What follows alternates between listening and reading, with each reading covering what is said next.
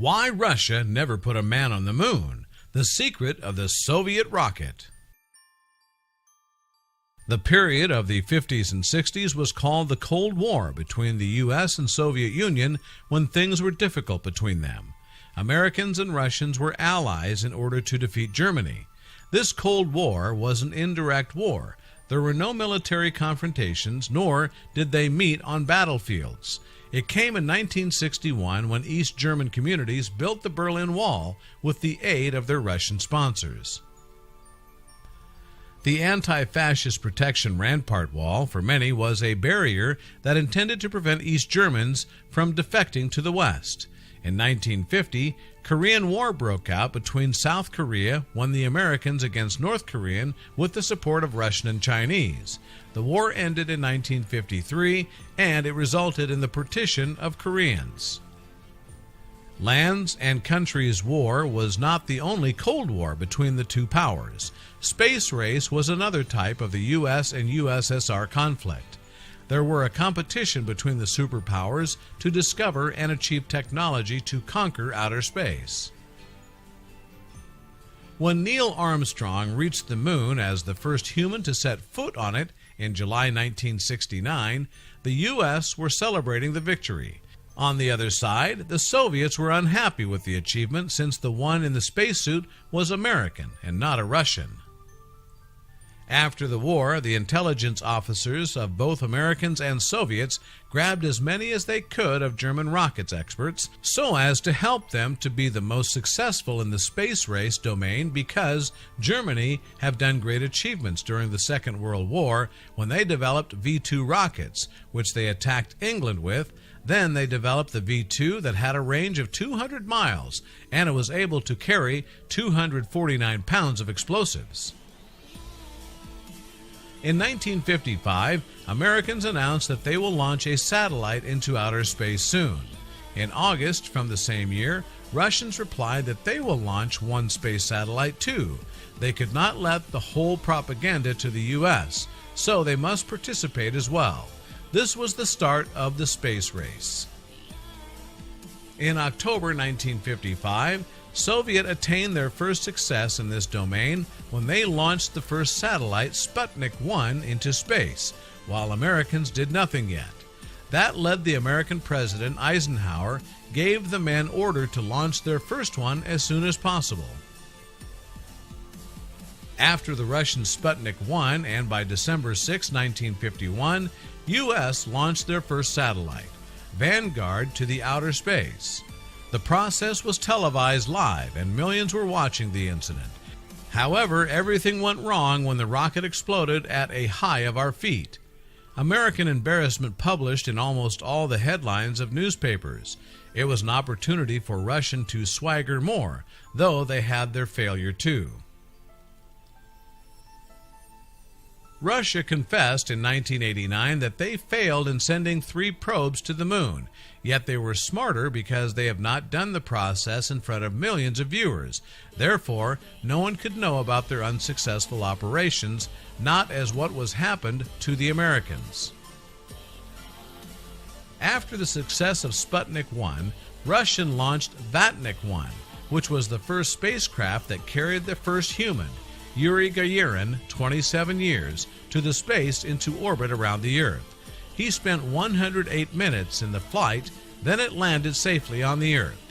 The American astronaut told the BBC in 2011, "When he flew, my first impression was, well, they beat us again."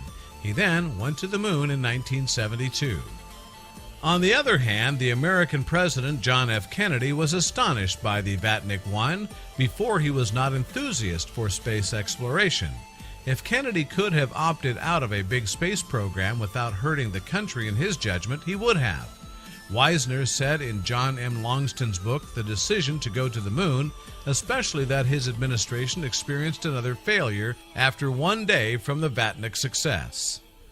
When the U.S. president recognized the Soviets' exploitation from this success in space exploitation, he felt that he needed to have positive news about the U.S. that could overtake the Soviet. The Vice President Lyndon B. Johnson instructed Kennedy to report on the status of the U.S. space capability.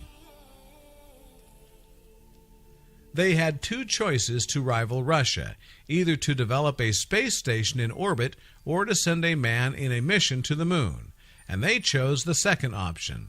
The beginning was with a speech by Kennedy to Congress in May 1961 in order to gain the people's support. First, I believe that this nation should commit itself to achieving the goal, before this decade is out, of landing a man on the moon and returning him safely to the earth, were Kennedy's stirring words. Now, America was committed to getting a man on the moon before the 1960s were over. In September 1963, surprisingly, Kennedy proposed that the U.S. and USSR should cooperate in the moon mission. However, Nikita Khrushchev refused this offer. The former was not able to continue this project due to his assassination in November 1963, and it was continued by President Johnson.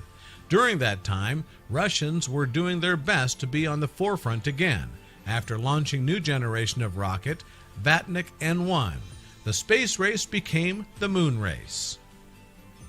However, this time the Americans won the race. On July 16, 1969, and before Kennedy's deadline of putting the man on the moon before the end of the 60s, the American astronauts Neil Armstrong and Buzz Aldrin put their foot on the moon after 4 days from Saturn V rocket.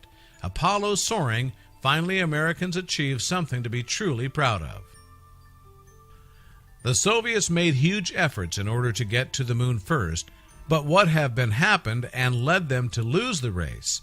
It was believed that Russians' major problem was that they were not able to develop a powerful rocket that could travel to the moon. By 1959, Soviets started their plan of the moon rocket. They concealed the schema for years before the actual development of the N-1 rocket in 1956, led by Sergei Korolev, who died in 1966. And that was another reason that obstructed the success of the operation. In addition to that, the American had already started developing their Saturn VR before 4 years. The Russian first prototype N-13L flew only 7 miles, then the engine caught fire and exploded. Then the N-14L that scrapped without launch. After that, they tried with N-15L that failed to take off. For N-16L, it blew up after 51 seconds from taking off. Then they had a last try with N-17L, which was able to reach 25 miles only. These failures were all secrets until the confession of the Russians in 1989. All the tries from 1969 to 1972 had failed. If Russians' project had succeeded, they might be the first to the moon. However, Americans won the moon race, and history listed Neil Armstrong,